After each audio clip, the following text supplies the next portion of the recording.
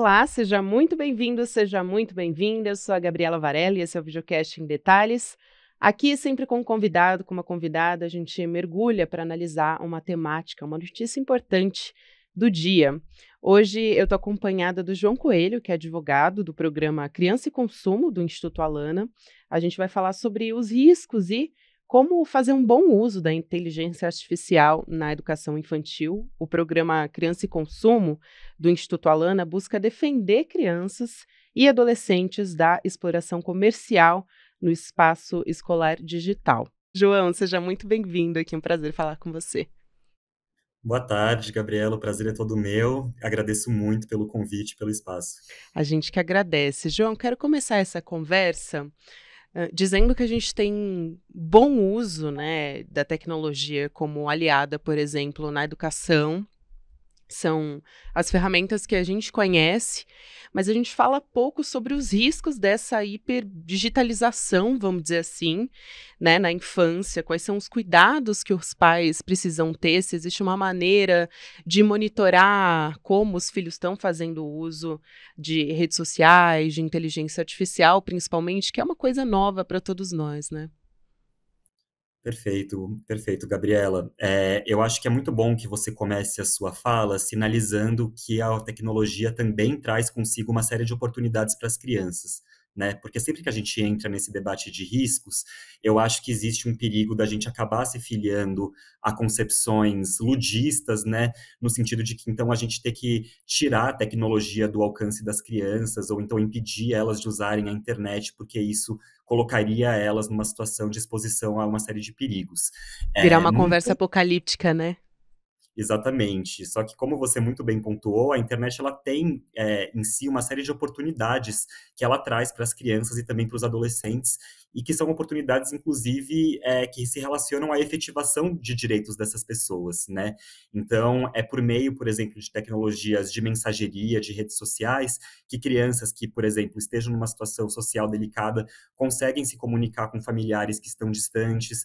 Essas tecnologias, né, num contexto como o da pandemia, permite que as crianças mantenham as suas atividades educacionais, mesmo não tendo a possibilidade de ir para as escolas. Então, o que a gente precisa, né, para começar esse debate, é entender que a tecnologia ela não é por si só boa ou ruim. O que existe é um uso bom e ruim de tecnologias e tecnologias que são ou não adequadas para uma utilização segura e proveitosa para crianças e também para adolescentes, né?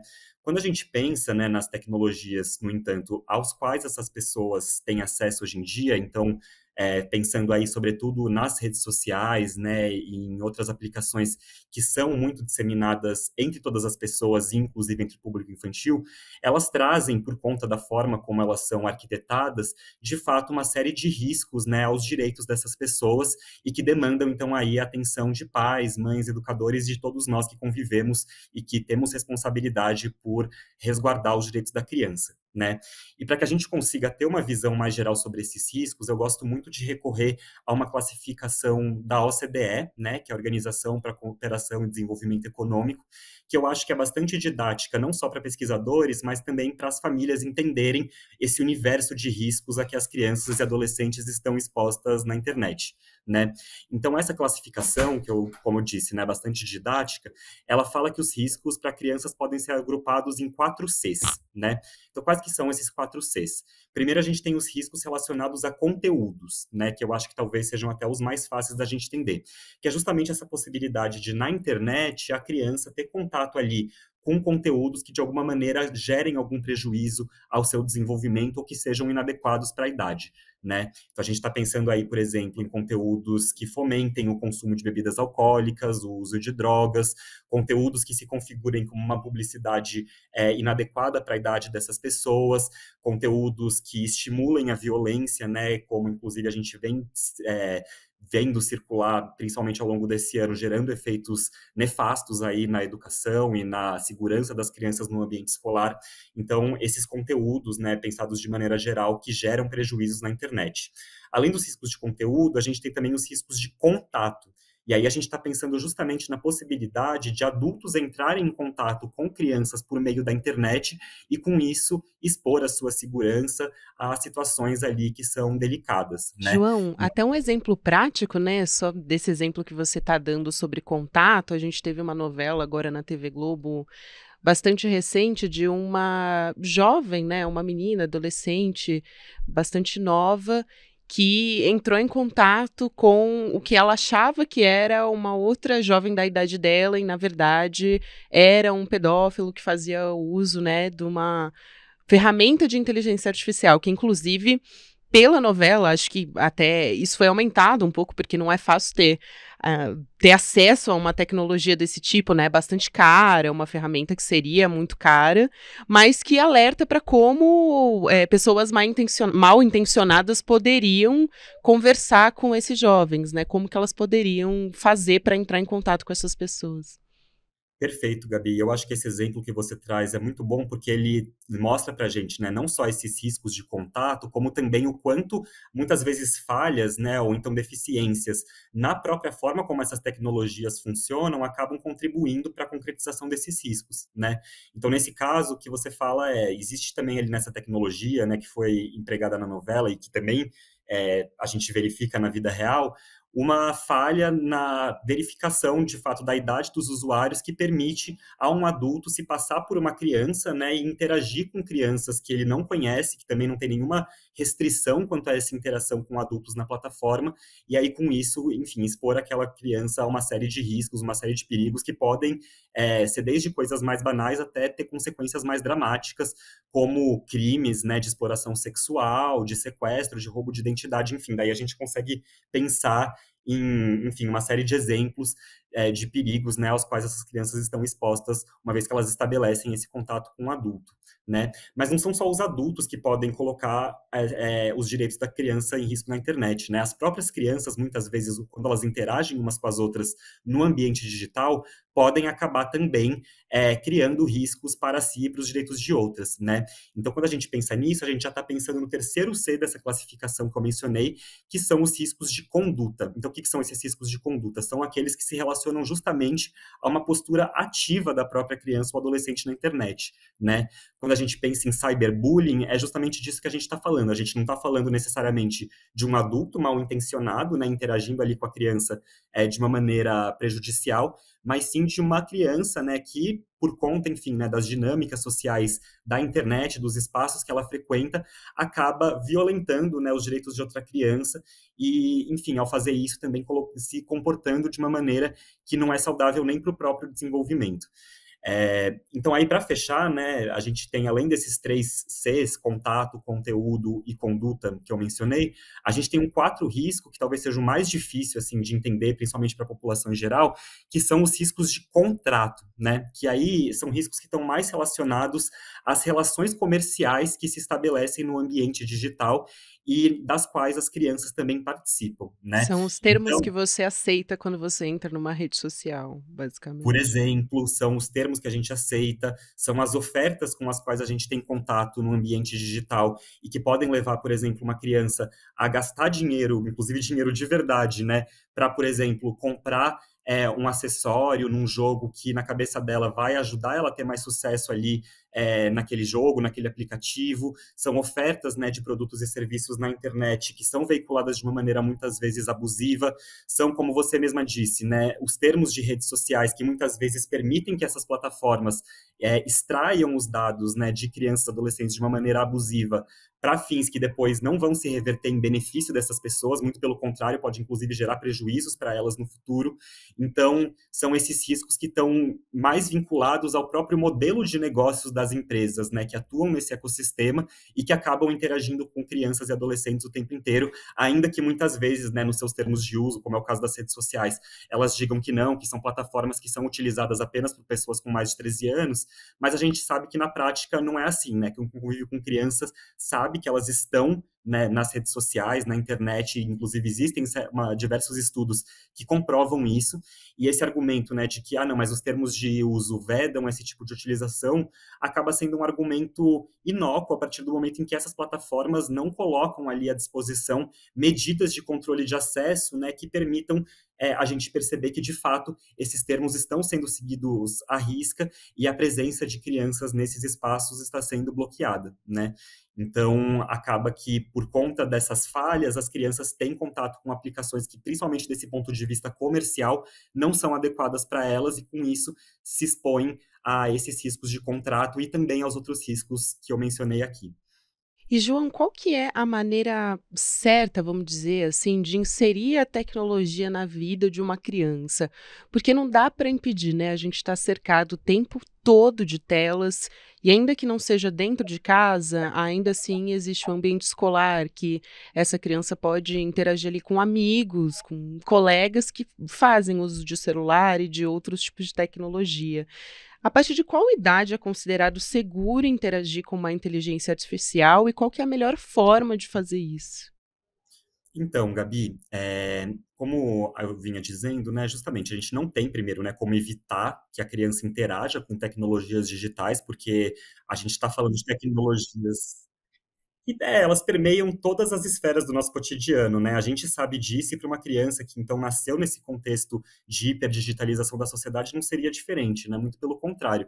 E como eu disse, né, logo no começo, não só não é possível fazer isso, como não é nem ideal, porque as tecnologias de fato oferecem uma série de oportunidades para as crianças, né? Inclusive no que diz respeito à sua educação. Existe uma série de formas criativas de você aplicar, por exemplo, uma tecnologia de inteligência artificial em sala de aula, né? O que a gente tem que evitar é um consumo excessivo dessas tecnologias e, sobretudo, dessas aplicações que não são pensadas para crianças e que podem colocar em riscos os seus direitos, né?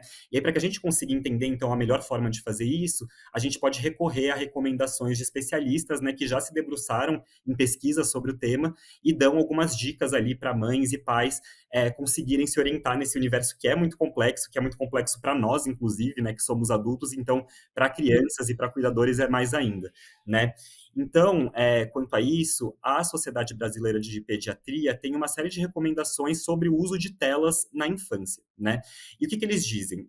Para crianças que são muito pequenas, então pensando aí em crianças que tenham até 2 anos de idade, é recomendado que elas não tenham contato qualquer com telas, né? Nem que seja meramente passivo, justamente para que elas não fiquem expostas, né, ao eventual vício ou a eventuais consequências negativas dessas aplicações de internet logo no começo da vida, no momento em que elas estão não são só extremamente vulneráveis, como ainda extremamente plásticas no que diz respeito ao desenvolvimento cerebral, né? Então, essa é uma época em que a gente tem que primar pelos melhores estímulos possíveis para as crianças que estão num estágio de desenvolvimento particularmente sensível e garantir que elas não tenham contato com esse tipo de tecnologia que pode acarretar uma série de prejuízos negativos ao seu desenvolvimento.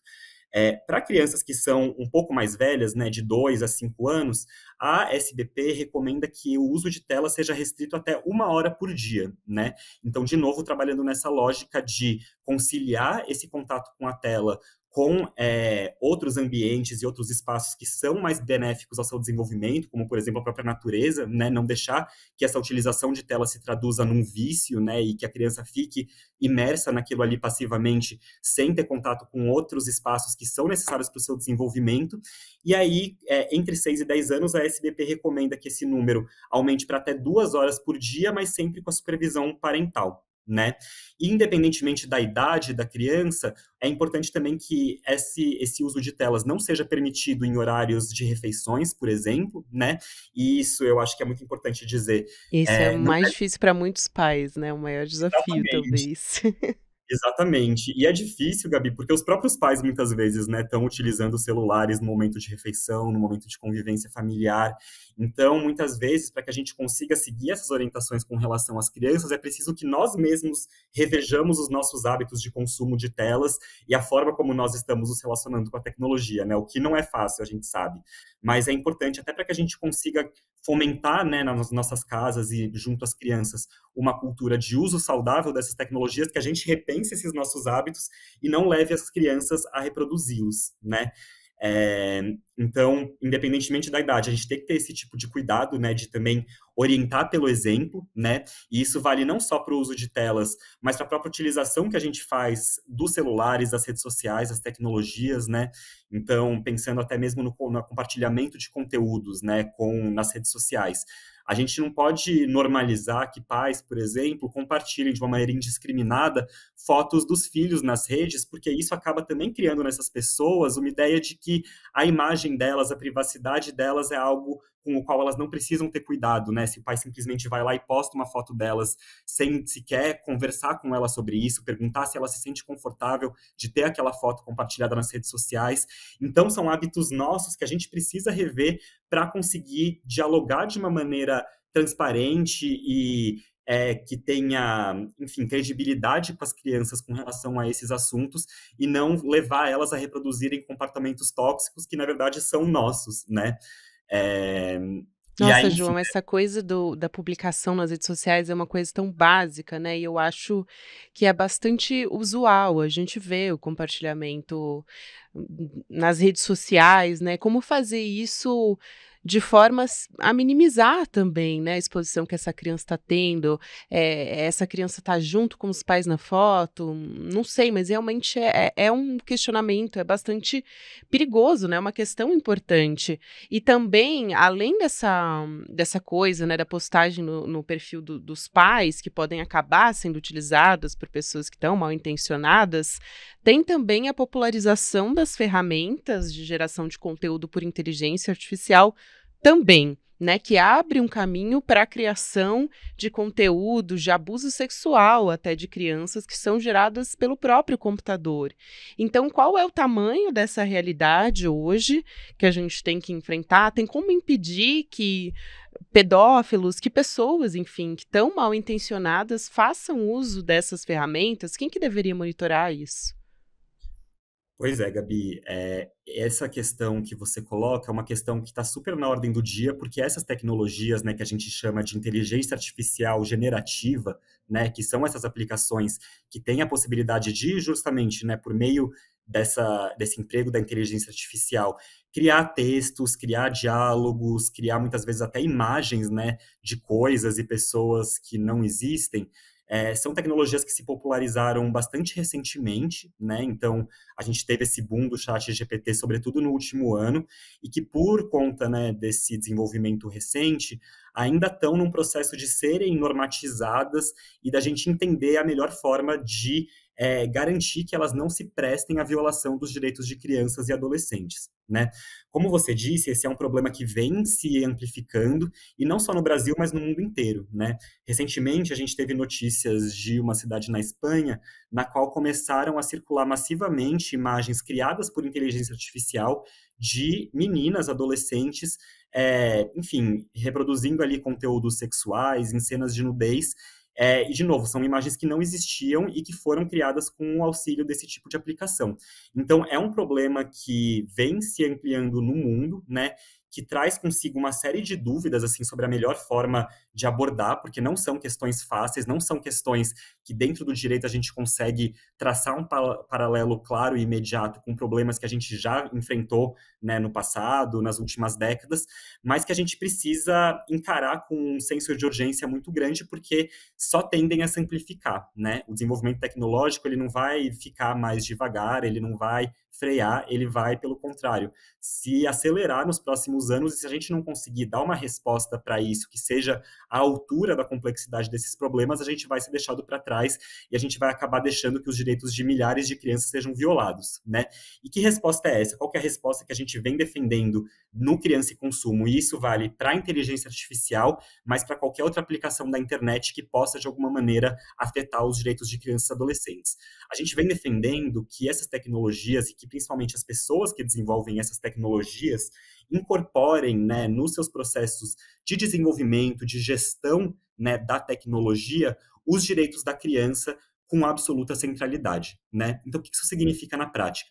Significa que a gente precisa pensar em leis, em estruturas de regulação e em campanhas, né, voltadas a essas empresas de tecnologia para que elas sejam obrigadas, né, ou estimuladas a se conscientizarem, né, de todo esse universo de direitos da criança e do adolescente, que é um universo bastante vasto, né, se a gente pega ali o Estatuto da Criança e do Adolescente, a Convenção sobre os Direitos da Criança, a própria Constituição Federal, a gente vê que são dispositivos normativos que trazem uma série de disposições quanto aos direitos dessas pessoas, e esses direitos precisam ser incorporados na tecnologia desde a sua concepção. O que isso significa na prática? Significa que se eu sou, por exemplo, né, um desenvolvedor de uma tecnologia de inteligência artificial ou então de uma aplicação de internet que vai ser acessada por esse público, eu preciso, né, ao desenvolver essa tecnologia, fazer avaliações, fazer relatórios, fazer testes que me permitam chegar à resposta para a seguinte pergunta: se uma criança usar isso, né, ou então ela tiver contato com essa tecnologia, quais vão ser os impactos para os direitos dessa pessoa? E de que maneira, né, quais salvaguardas eu posso aplicar a essa tecnologia para garantir que esses direitos sejam respeitados, uma vez que esses riscos estão sendo criados, né? Então, na verdade, a gente está falando aqui de questões que são procedimentais na forma como essas tecnologias são desenvolvidas e que hoje a gente não vê observadas, né? Hoje, a gente muitas vezes coloca essas tecnologias, né? A gente, eu estou me referindo à sociedade como um todo, né? Mas a gente coloca essas tecnologias no mercado, à disposição aí de crianças, de adolescentes, de todos os consumidores, sem pensar de antemão quais que vão ser os impactos que essas tecnologias vão ter sobre os direitos dessas pessoas, né? E aí depois a gente vai correr atrás de pensar em soluções que muitas vezes se centram, né, em campanhas de conscientização junto às famílias, junto às próprias crianças, mas que não olham para a raiz do problema, que é justamente o fato dessas tecnologias não terem sido desenvolvidas com essas pessoas em mente, E aí né? você individualiza essa responsabilidade também, como se fosse uma responsabilidade dos pais protegerem as crianças e não as plataformas também terem uma regulamentação, né, desse setor de tecnologia para que se preserve essas crianças e esses adolescentes que são os maiores utilizadores de redes sociais, de ferramentas ligadas à tecnologia, né? Exatamente. E você faz isso, então, assim, é exatamente isso. A empresa cria um problema, né? E aí depois a responsabilidade de cuidar desse problema é colocada inteiramente no ombro dos pais, o que é absolutamente injusto, né? Primeiro porque, sobretudo num país como o Brasil, né, no qual a gente sabe que existem uma série de desigualdades relacionadas aí tanto ao acesso às tecnologias quanto ao acesso à educação, é muito injusto você esperar que todas as famílias vão ter condições plenas de conversar com os seus filhos de uma maneira integral sobre os riscos da tecnologia e orientá-los para o uso dessas tecnologias de uma maneira que seja suficiente para protegê-los desses riscos, né?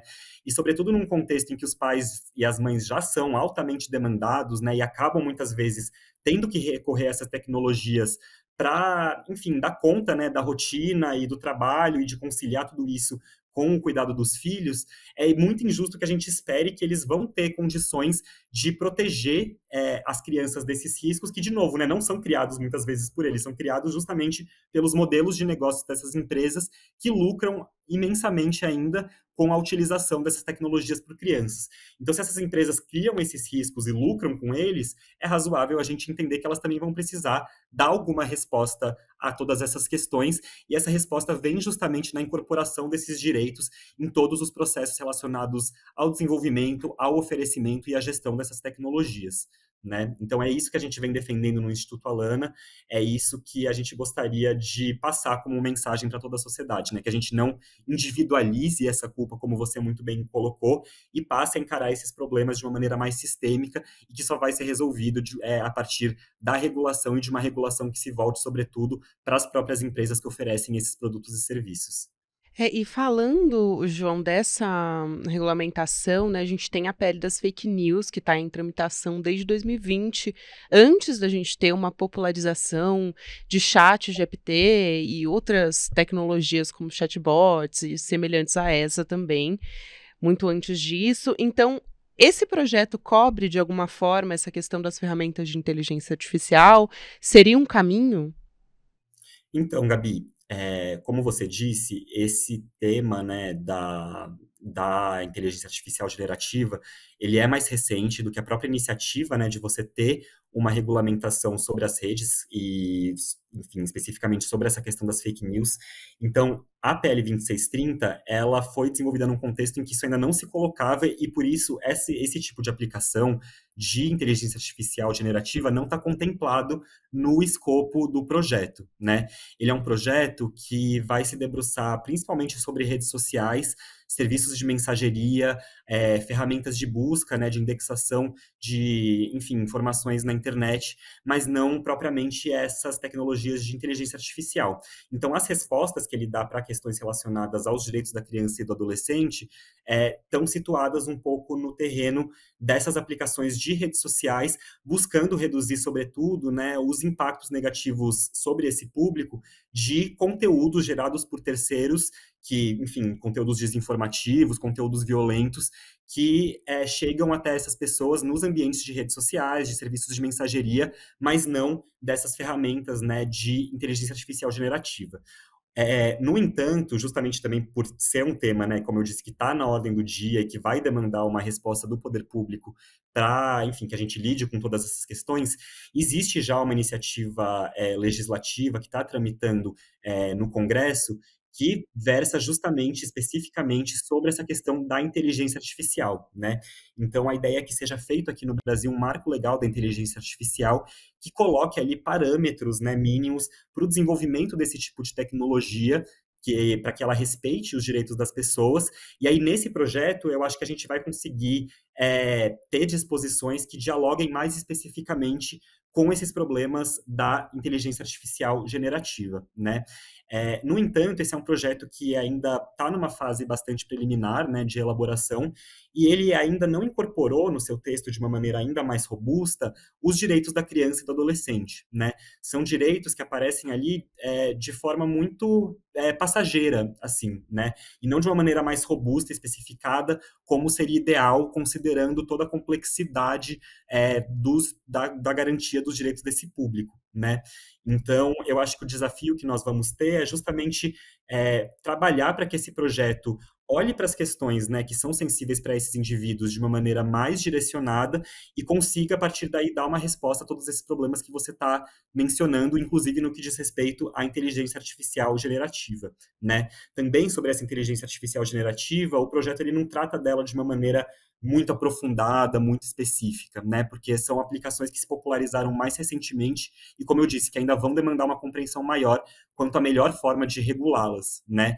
Mas, sem dúvidas, eu acho que essa iniciativa, por falar especificamente da inteligência artificial, vai ser a melhor arena no debate público para que a gente consiga trazer à baila todas essas questões e começar a pensar nos caminhos que a gente pode seguir dentro de uma lógica que coloque os direitos da criança no centro, a dar uma resposta para tudo isso.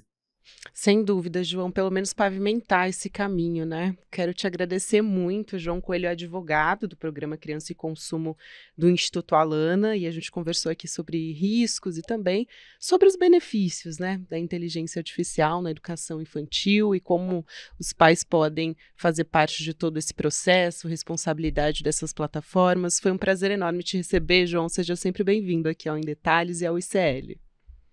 Eu que agradeço, Gabi, agradeço muito o espaço, em nome do Instituto Alana, agradeço a oportunidade de conversar e me coloco à disposição para o que for preciso. Com certeza. Um abraço, até a próxima. Até, um abraço. O Videocast em Detalhes fica por aqui. O próximo episódio vai ao ar às 10h30 da manhã, ao vivo no YouTube, por onde você acompanha toda a programação do ICL Notícias, nos canais Eduardo Moreira e Instituto Conhecimento Liberta, de segunda a sexta-feira. Você também pode acompanhar o Em Detalhes nas principais plataformas de áudio. O podcast já fica disponível a partir das 6, 7 horas da manhã para você. E para quem acompanha agora essa transmissão ao vivo no YouTube, você fica agora com o videocast Mercado e Investimentos do André Campedelli e da Débora Maganha. E às 6 horas da noite eu volto com o ICL Notícias, segunda edição, ao lado de Chico Pinheiro e Chico Sá. Também recado importante para você, palestra gratuita com a Monja Coin, dia 28 de setembro, às 8 horas da noite. Para quem nos assiste ao vivo, essa palestra, então, já vai acontecer amanhã, com moderação do Eduardo Moreira, ele e a Monja Coin. Então, vão falar sobre como vencer a ansiedade e o estresse, assunto importantíssimo e muito atual para todos nós. Você pode se inscrever em icl.com.br/ em detalhes, não perde, fica a dica. É muito importante a gente falar sobre saúde mental, sobre ansiedade, faz parte do nosso dia a dia. Um abraço para você e até amanhã. Ela tem ajudado a desmistificar estigmas e a combater a intolerância religiosa num país onde isso é um verdadeiro problema. As armas que ela usa, os ensinamentos budistas e o amor. Monja Coen vai dar uma palestra incrível para o Instituto Conhecimento Liberta no dia 28 de setembro. Como vencer o estresse e a ansiedade. Para você se inscrever nessa aula que vai acontecer às 8 horas no horário de Brasília, é só clicar no link aqui em cima ou aqui embaixo e gratuitamente participar. Se inscreve agora e no dia 28 de setembro a gente vai estar junto para aprender com essa super pessoa que é Monja Coen. Olá, eu sou a professora Carolina Casarim, do curso Moda e Modernismo no Brasil, e nas nossas aulas você vai aprender um pouco sobre a história do modernismo no Brasil, a história da moda, as relações entre moda e modernismo e a importância da aparência não só para o modernismo, mas para a gente de maneira geral no nosso dia a dia. Por que é importante a gente entender sobre a história das roupas? Por que é importante a gente ter consciência do valor político que a aparência tem e que os nossos modos de vestir têm? Mas além disso você vai aprender muito mais. Te espero lá! Oi, eu sou Heitor Barsalini, professor do curso A História da Alimentação no Brasil, aqui na plataforma do Instituto Conhecimento Liberta.